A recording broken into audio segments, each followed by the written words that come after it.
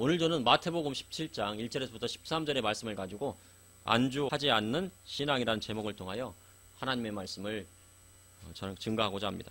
사람은 무엇이든지 포기하지 말아야 인생을 성공할 수가 있습니다. 어떤 일을 할 때 조금 어렵다고 중간에 포기하면 그 일을 성취할 수가 없습니다. 그래서 사람에게는 인내가 필요합니다. 인내란 괴롭고 힘든 것을 참아내는 것입니다. 마라토너가 49.195km를 달릴 때 다리와 허리가 아프고 심장이 터질 것 같아도 참고 견디고 이겨냅니다. 그래서 마라톤은 순위에 드는 것보다 그 경기를 완주하는 것이 의미가 있다고 볼 수가 있습니다. 마라톤이 시작되면 중도에 포기하는 사람들을 제외하고 포기하지 않는 마지막 주자까지 다 들어와야 마라톤이 끝나게 된다고 말합니다. 저도 대학 시절에 학교 단축 마라톤에 참가한 적이 있었습니다. 5km 정도의 거리였는데요. 그래서 단축 마라톤인데요. 단축 마라톤 출전은 처음이라 시작부터 아주 세게 달렸습니다. 그래서 200m는 제가 1등을 했습니다. 200m는 막 뛰어가지고 보니까 뒤에 사람들이 잘 안 보이더라고요. 다른 선수들이 한참 뒤에 따라왔습니다. 그런데 제가 실수한 것이 있었습니다.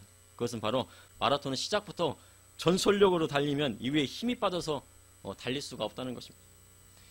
그렇게 힘있게 1km 정도를 가니까 힘이 전부 빠졌습니다. 그래서 이후부터는요, 걷다 달리다가를 반복하게 되었습니다. 그래도 5km를 완주했습니다.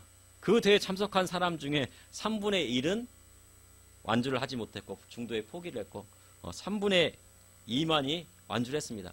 이거는 대학교 마라톤이기 때문에 그 참가자들이 대부분 학생들입니다. 이처럼 학생도 공부하더라도 중도에 포기하면 안 됩니다.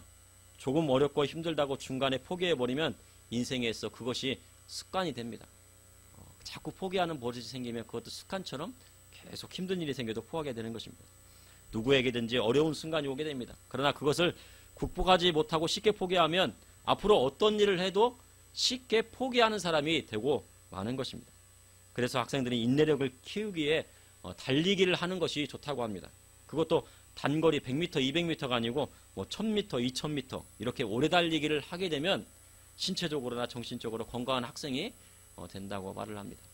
왜냐하면 달리기를 오래 하게 되면 심장 기능이 활성화되고 심장에서 이 산소가 뇌로 이렇게 원활하게 공급이 되어서 공부하는데도 좋다고. 예? 관절이 안 상할 정도로 뛰어야 됩니다. 너무 많이 뛰면 안 되고요. 예, 한 1km 정도나 2km 정도 이렇게 뛰는 거 좋고요. 예, 너무 심하게 달리면 그것도 너무 오래 달리면은 마라토너들도 막 매일 마라톤 하면은 관절이 상하게 되겠죠. 그러니까 적당히 하는 것이 좋습니다. 예, 제 생각에는 아침에 한 10분이나 20분 정도, 20분에 30분 정도 뛰는 것이 좋다고 봅니다. 1시간 이상 뛰면은 초보자들은 좀 어렵고 관절이 상할 수도 있습니다. 오늘 본문을 보니 예수님과 함께 변화산에 올라간 제자들이 있었습니다. 그러나 그 제자들은 그곳에 안주하려 했습니다. 하지만 주님은 그곳에 머무르실 수가 없었습니다. 그래서 주님은 더 큰 사역을 위해 산을 내려오셨습니다. 이를 통해 이 시대를 살아가는 성도님들께 하시는 하나님의 말씀은 무엇인지 여러분과 함께 나누고자 합니다. 첫째, 안주하지 않는 신앙은 하나님 나라에 가기까지 이루어져야 합니다. 마태복음 17장 1절에 예수께서 베드로와 야고보와 그 형제 요한을 데리시고 따로 높은 산에 올라가셨더니 예수님께서 3명의 제자를 데리고 높은 산에 오르셨다고 오늘 본문에 기록되어 있습니다. 그런데 주님께서 높은 산에 오르시기 엿새 전에 한 사건이 있었습니다. 6일 전에 한 사건이 있었는데 마태복음 16장 21절에 이때로부터 예수 그리스도께서 자기가 예루살렘에 올라가 장로들과 제사장들과 서기관들에게 많은 고난을 받고 죽임을 당하고 제3일에 살아나야 할 것을 제자들에게 비로소 나타내시니라. 이는 주님이 높은 산에 오르시기 엿새 전에 후에 예루살렘에 올라가 장로들과 제사장과 서기관들에게 죽임을 당하고 사흘 만에 다시 살아나실 것을 비로소 말씀하신 것입니다. 비로소라는 것은 그 시점을 기준으로 이전에 이루어지지 않았던 것이 그 시점을 기준으로 이후에 이루어진다는 얘기입니다. 그러니 그 전에 주님께서 죽임 당하실 것을 제자들에게 구체적으로 말씀 안 하시다가 그 시점에 6일 전에 그것을 본격적으로 말씀하게 되신 것입니다. 그 이유는 이제 때가 되어 주님께서 제자들에게 드러내어 말씀을 하신 것입니다. 그런데 그것을 들은 베드로는 예수님을 붙잡고 항변했습니다. 예수님 안 됩니다. 그는 그러한 일은 일어나지 않을 것이라고 말합니다. 베드로는 배도 버리고 집도 버리고 예수님을 따랐습니다. 심지어 베드로에게는 아내도 있었습니다. 마태복음 8장에 보면 예수님께서 베드로의 집에 들어가셨는데 베드로의 장모가 열병으로 앓아 누워 있었습니다. 그러니 장모님이 계시니까 분명히 아내도 있는 것입니다. 그래서 그의 손을 만지시니 열병이 떠나갔다고 성경에 기록되고 있습니다. 그동안 예수님 따른다고 배 버리고 아내 버리고 가정도 제대로 돌보지 못하고 주님 따라 이리저리 다녔는데 죽어가는 장모님의 열병을 주님이 고치시니 만점 사이가 되었습니다. 그런데 만점 사이가 되기는 정말 어렵습니다. 만점 아들은 있어도 만점 사이는 찾아보기 힘듭니다. 그런데 베드로는 만점 사이가 되었습니다. 왜 그랬을까요? 왜냐하면요, 주님을 따랐기 때문입니다. 주님을 따랐기 때문에 만점 사이가 됐습니다. 만점 사이가 되려면 어떻게 됩니까? 주님을 제대로 따라야 되는 것입니다. 그렇게 이제 주님 따라다니며 인지도도 올라가고 좀 무엇인가 되어 한 자리 차지할 줄 알았습니다. 이제 3년 정도 지났으니까 좀 월급도 좀 받고 또 한 자리도 찾겠다고 그렇게 하는데 갑자기 주님께서 죽으러 가시겠다고 합니다. 베드로는 많은 하늘에 날벼락 같은 일이 벌어졌습니다. 그러니 베드로는 당연히 주님께 항변할 수밖에 없었습니다. 내가 무엇을 보고 따랐는가? 내가 좀 주님 나라가 임하면은 내가 한 자리 좀 하고 이스라엘이 회복되면 높은 자리도 오르고 월급도 좀 받고 그래야 되는데 그렇게 생각했는데 그것이 모두 숲으로 돌아갔습니다. 그러나 예수님께서 돌이켜 베드로에게 말씀하십니다. 사단아, 내 뒤로 물러가라. 그런 마음에서 항변을 했는데 또 예수님께서는 또 사단이라고 합니다. 사단아, 내 뒤로 물러가라. 너는 나를 넘어지게 하는 자로다. 내가 하는 일을 생각하지 아니하고 도리어 사람의 일을 생각하는도다. 주님 베드로에게 사단아, 내 뒤로 물러가라 하셨습니다. 이는 베드로의 마음 속에는 사단이 주는 생각을 가지고 있었기 때문입니다. 그런데 주님은 아버지 하나님께서 주신 사명을 감당했습니다. 온 인류의 죄짐을 지고 골고다 언덕을 오르시고 십자가에 달려 죽임 당하셔야 했습니다. 그 사명을 감당하기에 거침없이 주님은 나가신 것입니다. 마태복음 16장 24절에 이에 예수께서 제자들에게 이르시되 누구든지 나를 따라오거든 자기를 부인하고 자기 십자가를 지고 나를 따를 것이니라 하셨습니다. 주님 십자가 지실 것을 말씀하시고 제자들에게도 또 자기 십자가를 또 지라고 하십니다.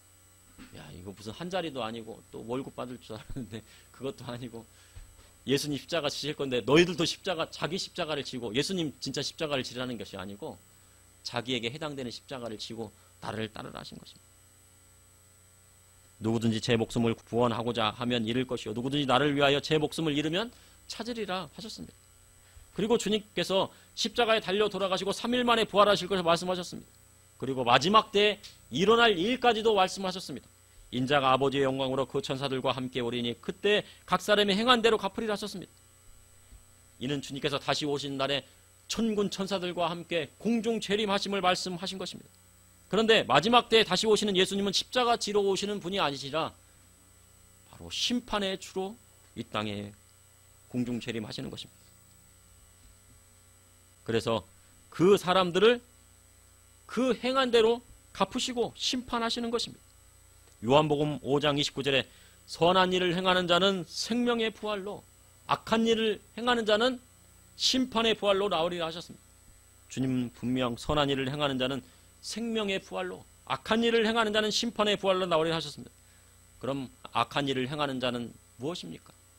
바로 하나님의 말씀대로 행하지 않는 자가 바로 악한 일을 행하는 자인 것입니다. 그런데 현대교회로 갈수록 이 말씀을 잘 전하지 않습니다. 유독 이 말씀은 전하지 않습니다. 선한 일을 행하는 자는 생명의 부활로 악한 일을 행하는 자는 심판의 부활로 나오리라 합니다. 성도님들이 듣기 좋은 설교만 하려고 합니다. 성도님들 은혜 받으십시오. 은혜 받아야 됩니다. 우리 은혜 받아야죠. 그런데 주의 종으로 성도님들에게 듣기 좋은 설교하면요 주님께 칭찬받지 못하는 경우가 더 많다고 성경에 기록되어 있습니다. 소경이 되어 소경을 인도하면 둘 다 망한다고 주님 말씀하셨습니다. 듣기 싫은 말씀이라도 그것을 주님 전하라 하시면 전해야 주님 앞에 섰을 때 책망받지 않는 것입니다. 그래서 입으로 주여 주여 해도 악한 일을 행하는 자는 심판의 부활로 나오게 되는 것입니다. 누가복음 17장에 보면은 10명의 나병 환자가 깨끗함을 받았습니다. 10명이 깨끗함을 받았는데 예수님을 찾아온 나병 환자는 누굽니까? 맞습니다. 한 이방 사람인 사마리아 사람이었습니다. 10명이 나병이 나지도 않았는데 확인 맡으러 갔습니다. 그래도 믿음은 좋죠. 10명이요. 확인 맡으러 갔는데 가는 도중에 나갔습니다. 그래서 9명은 대제사장에 확인 맡으러 가고 집으로 돌아가고, 한 명은 나았는데 또 제사장에 확인 맡았을 것입니다. 맡고 다시 예수님께 돌아온 것입니다. 나머지 9명의 나병 환자는 주님의 긍휼하심을 받고 은혜를 받아 고침을 받았지만 구원은 받지 못했습니다. 그래서 은혜 받는다고 다 구원받는 건 아니고, 고침 받는다고 다 구원받는 것이 아닙니다. 주님 앞에 믿음으로 나아가야, 사마리아 사람처럼 믿음으로 나가야만이 구원에 이르게 되는 것입니다. 마태복음 17장 28절에 진실로 너에게 이르노니 여기 서 있는 사람 중에 죽기 전에 인자가 그 왕관을 가지고 오는 것을 볼 자들도 있느니라 하셨습니다. 예수님의 제자 중에 인자가 그 왕권을 가지고 오는 것을 볼 자도 있다고 말씀하셨습니다. 그런데 아직까지 주님은 공중재림하지 않으셨습니다. 그런데 사도 요한은 밤모섬에서 환상 중에 심판에 주로 오시는 주님을 배웠습니다. 옷이 빛같이 희고 그 얼굴이 광채가 있고 주님을 배웠습니다. 그리고 높은 산에 오른 주님의 제자들은 진정한 변화된 하나님의 아들의 모습, 바로 하나님의 모습을 보았습니다. 그들이 바로 베드로와 야고보와 요한이었습니다. 마태복음 16장에 주님 앞에 항변하다가 사단아 물러가라 라는 말씀까지 들은 베드로는요, 6일 후에 주님을 따라 높은 산에 올랐습니다. 그래도 베드로는요, 강한 멘탈을 가지고 있었습니다. 사단 소리를 듣고도 주님 따르는 것입니다. 만약 제가 이곳에서 우리 성도님께 사단아 물러가라 하면요, 다음 주에 이 자리에 오실 분은 하나도 없을 겁니다. 그런데요, 베드로는 사단아 물러가라는 그 말씀을 듣고도 예수님 앞에 나아가 이 높은 산 변화산에 같이 올라가게 된 것입니다. 우리가 믿음의 성도로 언제 어느 때든지 어떤 말을 듣든지 주저앉으면 안 됩니다. 왜냐하면 신앙은 주저앉으면 끝인 것입니다. 그래서 믿음의 성도는 하나님 나라에 이르기까지 쉬지 않고 달려야 하는 것입니다. 마라토너가 49.195km를 끊임없이 달려가는 것처럼 만약에 힘들 때는 걸을 수도 있겠죠. 걷다가 뛰다가 걷다가 뛰다가 완주를 해야 되는 것입니다. 그러므로 안주하지 않는 신앙은 하나님 나라에 가기까지 이루어져야 합니다. 둘째, 안주하지 않는 신앙은 구약 성경과 신약 성경에 기록된 하나님 말씀을 깨달을 때 시작합니다. 예수님께서 3명의 제자를 데리고 높은 산에 오르셨습니다. 이 높은 산은 다볼산입니다. 이스라엘 갈릴리 지역의 588m의 산입니다. 갈릴리 호수에서 18km 떨어져 있는 산으로 성경에는 변화산이라고 기록되어 있습니다. 원래는 다볼산이지만 이곳에서 주님이 변화하셨기 때문에 변화산이라 기록되어 있습니다. 그리고 이곳에는 그 예루살렘의 그 성지 수에 가려면 이곳에 또 교회가 지어졌다고 합니다. 이는 주님께서 이곳에 오르신 후에 변화하셨기 때문입니다. 마태복음 17장 2절에 그들 앞에 변형되사 그 얼굴이 해같이 빛나며 옷이 빛과 같이 휘어졌더라. 이곳에서 변형되사는 헬라어 메테모르포테로 외형의 신비로운 변화를 말하는 것입니다. 주님 하나님의 아들로 이 땅에 오셨고 삼위일체에 전능하신 하나님이십니다. 그러니 주님 얼굴이 해같이 빛나고 옷이 빛과 같이 휘어져 하나님의 모습으로 나타나신 것입니다. 그러니 제자들이 두려워 엎드러졌습니다. 하나님을 보게 되면 어떻게 구약시대 때요? 그 사람은 죽게 됩니다. 그리고 눈이 멀게 됩니다. 제자들이 두려워 엎드러진 것입니다. 3절에 그때 모세와 엘리야가 예수와 더불어 말하는 것이 그들에게 보이거늘 주님 변화산에서 모세와 엘리야를 만났습니다. 주님 왜 모세와 엘리야를 만나셨을까요? 모세는요 모세오경을 기록했고 여호와 하나님께 호렙산에서 십계명이 쓰인 돌판을 받았습니다. 그리고 이스라엘 백성을 광야 40년 동안 이끌었습니다. 모세는 시내 산에서 하나님의 말씀을 받고 레위기를 기록했습니다. 레위기에는요 흠없는 어린 양의 피를 제단에 쏟고 번제를 드림으로 죄사함을 받는 방법이 기록되어져 있습니다. 그러나 짐승의 피로는 한계가 있었습니다. 아무리 짐승의 피로 제사를 드려도 사람들은 더 악해지고 죄악에 빠졌습니다. 죄를 씻으러 갔더니 죄를 더 짓고 맙니다. 그래서 하나님께서 아무 죄 없으신 독생자 예수 그리스도를 이 땅에 보내주셔서 하나님의 어린 양의 사역을 감당하게 하신 것입니다. 그리고 엘리야는 아방 때에 우상 숭배가 가득했던 북이스라엘에 활동했던 선지자였습니다. 아합과 이세벨을 피하여 그릿 시내가에서 까마귀가 물어다준 떡과 고기를 먹었습니다. 이 엘리야는요, 집도 없었습니다. 거처할 곳이 없었습니다. 예수님처럼요, 머리 둘 곳이 없었습니다. 어디 집도 없고요, 그릿 시내가에서 그 골짜기에 살면서 목마르면 그 물을 마시고, 또 까마귀가 물어다주는 뭐예요? 떡과 고기를, 그것도 세 끼 먹은 게 아니고 두 끼만 먹었습니다. 그리고 하나님께서 사르밧 과부에게 가라고 하셨습니다.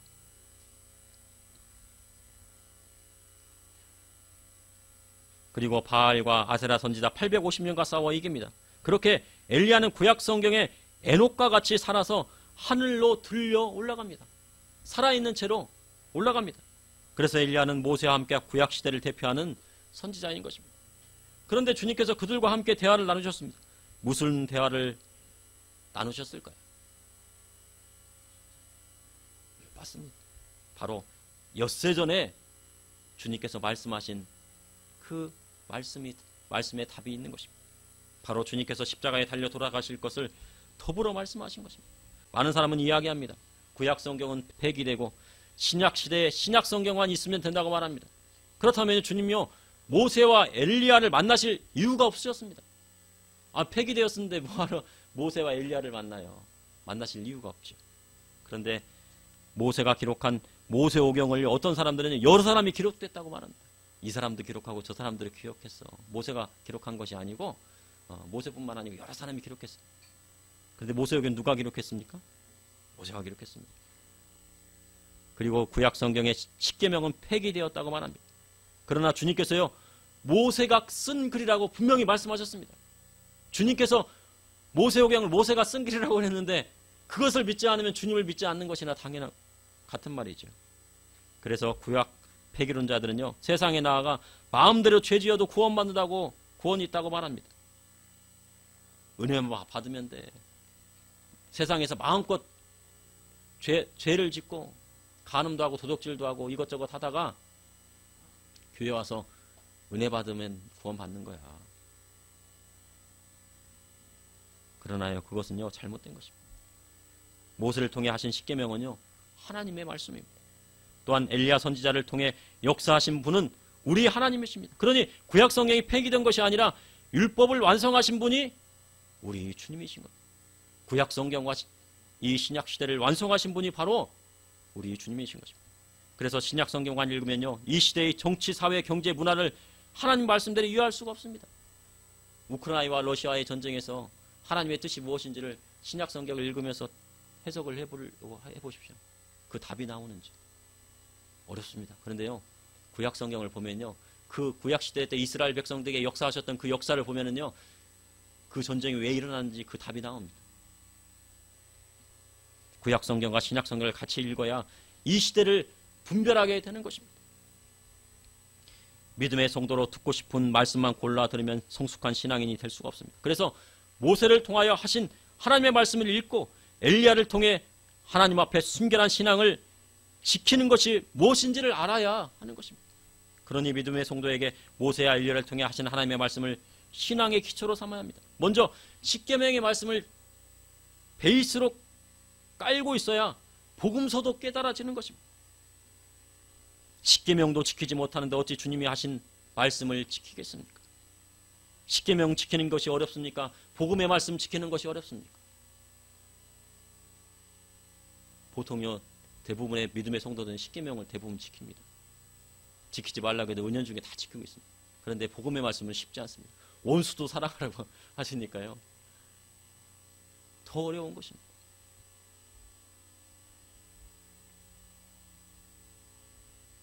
주님께서 뭐라고 하셨습니까? 너에게 분부한 모든 것을 가르치라고만 했습니까? 교회에서는요, 가르치기만 합니다. 가르치면 뭐합니까? 세상에 나가서 지키지 않는데. 가르쳐 지키게 하라셨습니다.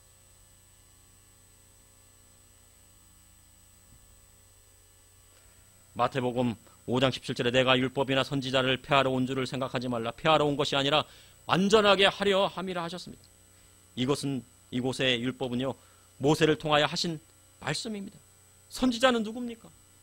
엘리야를 통하여 하신 하나님의 말씀인 것입니다. 그러니 주님 율법이나 선지자를 폐하러 온 것이 아니라 예수 그리스도의 십자가의 사랑으로 완전하게 하려 하신 것입니다. 바로 예수님의 십자가의 사랑으로 원수도 사랑할 수 있는 마음이 우리 마음 가운데서 흘러넘치게 되는 것입니다.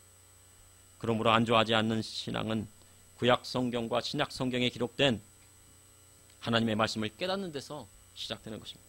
셋째, 안주하지 않는 신앙은 예수님을 의지하고 주님 맡겨주신 사명을 감당하는 데 있습니다. 마태복음 17장 4절에 베드로가 여쭈어 이르되 주여 우리가 여기에 있는 것이 좋사오니 만일 주께서 원하시면 내가 여기서 초막셋을 짓되 하나는 주를 위하여 하나는 모세를 위하여 하나는 엘리야를 위하여 하리이다. 제자들은 변화하신 주님의 모습을 보게 됩니다. 옷이 빛과 같이 희어지고 얼굴이 해같이 빛나는 주님의 모습을 보았습니다. 그리고 더불어 모세와 엘리야까지 보았으니 제자들은요 이것이 천국이구나라고 생각합니다. 야, 이것이 천국이네. 주님 계시지. 하나님의 아들이신 주님이 변화하셔서 정말 하나님이 되셔서 계시지. 모세와 엘리야도 있지. 그러자 베드로는 황홀경에 빠져 여기가 좋사온 초막셋을 지어 예수님과 모세와 엘리사와 함께 지내자 합니다. 베드로는 그곳이 천국인 줄 알았습니다. 하지만 주님 그곳에 계실 수가 없으셨습니다. 사명 감당하기 위해 예루살렘으로 가셔야 했습니다. 오순절 마가다락방에서 불과 같은 성령 받고 베드로가 복음을 전하자 3,000명이 세례받고 회개하는 역사가 일어났습니다. 그리고 이후에 5,000명의 신자가 늘었습니다. 며칠 만에 5,000명의 신자가 늘었다니까요. 이야, 대단한 역사입니다. 그리고 모든 쓸 것을 서로 나누고 통용했으며, 그러니 부자도 없고 가난한 자도 없고 정말 천국 같은 곳이 바로 예루살렘 교회였습니다. 그러나 어떻게 됐습니까? 얼마 후에 예루살렘에 큰 핍박이 와서요, 교회 전체가 전 세계로 흩어지게 되고 만 것입니다. 여기가 좋사오니 정말 3,000명이 회개하고 5,000명이 회개해서 부자도 없고 가난한 자도 없고 모두 다 서로 통용하고, 부자들은 자기 재산을 좀 팔아서 또 가난한 자에게 나눠주고, 또 가난한 자는 또 열심히 또 봉사도 하고 하나님을 의지하고 막 하나님을 찬양하고 막 이것이 천국일세 했는데 핍박이 일어나가지고 전 세계도 흩어지고 맙니다. 믿음의 성도는 교회에 나와요, 그리스도의 사랑을 나누며 하나님 나라를 이루고 살아야 합니다. 그러나 교회는 하나님 나라가 아닙니다. 우리의 본향은 저 하늘에 있습니다. 그러니 교회가 좋다고 초막셋을 짓고 우리끼리만 주 안에서 행복하게 살자고 하면 안 됩니다. 우리끼리 여기가 좋으니까 뭐 짜장면도 시켜 먹고 막 그냥 거기 가서 맛있는 것도 막 성도님들끼리 먹고 얼마나 좋습니까? 막 여기가 천국이로세. 우리 예수님의 사랑이 여기에 있으니까 우리끼리만 놀아보세 하면 좋겠지만요, 주님은요 그렇게 있지만 말고 나가라고 하십니다. 우리나라는요 기독교 인구가 1,000만 명이 이릅니다. 그렇게 더 늘어나지 않고 있습니다. 이러한 이유는요, 믿음의 성도가 교회 안에서만 있으려 하기 때문입니다. 우리가 은혜받교회요 새벽 예배 드리는 거 좋습니다. 그러나 직장 다니는 분들은요 새벽 예배 드리기가 정말 어렵습니다. 보통 분당에서 이제 강남으로 가려면요 새벽 5시나 4시에 일어나가지고 첫 차를 타고 와야지 서울의 강남에 직장을 다닙니다. 그럼 직장을 그만두고 새벽 예배에 나가야 할까요?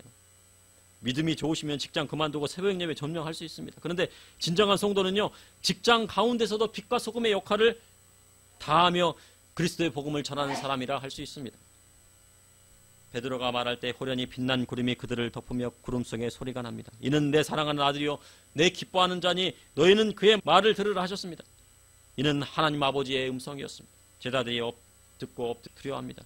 예수님께서 손을 대시며 제자들을 안심시키니 제자들이 눈을 떠보니 모세와 엘리야는 없고 주님밖에나 아무것도 보이지 않습니다.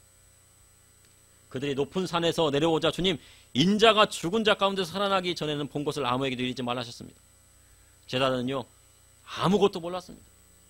우리는요 성경을 통해서 어떻게 될지를 다 알잖아요. 스토리를 앞으로 되어질 이야기를 다 알고 있죠. 그런 제자들은요 앞으로 어떻게 될지를 하나도 모릅니다. 주님이 죽으신다는 왜 죽으셔야 되는지, 3일 만에 부활하신다는 왜 3일 만에 부활하셔야 되는지 아는 사람들이 하나도 없습니다. 그런 답답하죠. 후에 주님 부활하시고 무덤이 빈 곳을 보고 천사들의 말을 통해서 그것이 생각납니다. 엠마오로 가는 두 제자들이 같이 둘이 가고 있다가 예수님을 만나게 됩니다. 예수님을 알아보지 못합니다. 예수님께서 한참 그것을 설명하시고 나중에 이제 그것이 그렇구나 하고서 마음이 깨달아지고 마음에 성령이 막 이렇게 불붙듯한 것이 막 뭔가 이렇게 뜨거운 마음이 일어났을 때 주님은 사라지고 그때서야 주님이 살아나셨구나 그것을 깨닫게 됩니다.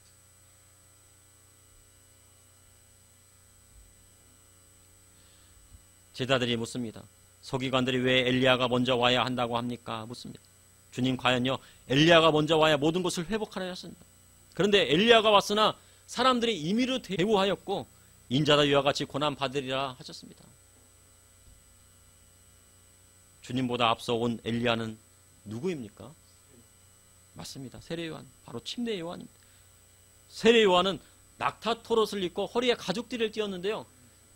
광야에 살았습니다. 바로 구약 시대 때 이 엘리야의 모습과 세례 요한의 모습이 똑같습니다. 가죽 옷을 입고 가죽 토롯을 입고요. 거기다 허리띠를 딱 띄었습니다. 그래가지고 사람들은요 세례 요한을 보고 엘리야가 다시 왔는가 그렇게 얘기한 것입니다. 세례 요한은 주님 오시는 길을 예비하고 준비하는 사역을 마치고 헤롯의 죽임을 당했습니다.